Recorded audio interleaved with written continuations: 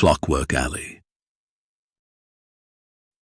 The fog hung heavy in the air, a thick shroud over the cobbled streets of Victorian London.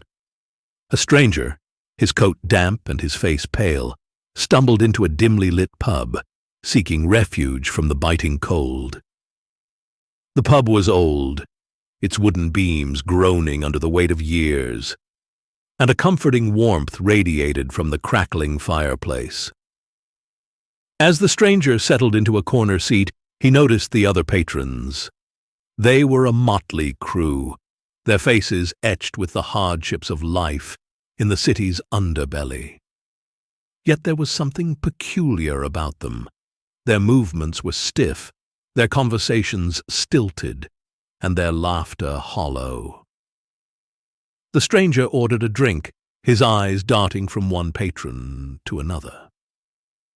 He observed their routines, their repetitive gestures, and their synchronized actions. It was as if they were following a script, their lives playing out in an endless loop. Suddenly, a patron dropped his mug, the shattering glass echoing through the pub. The stranger watched in astonishment as the patron froze, his body locked in place. The other patrons remained unfazed, their conversations continuing without a pause. The stranger's heart pounded in his chest. He rose from his seat, his eyes wide with fear. As he approached the frozen patron, he noticed a faint whirring sound emanating from beneath the man's coat.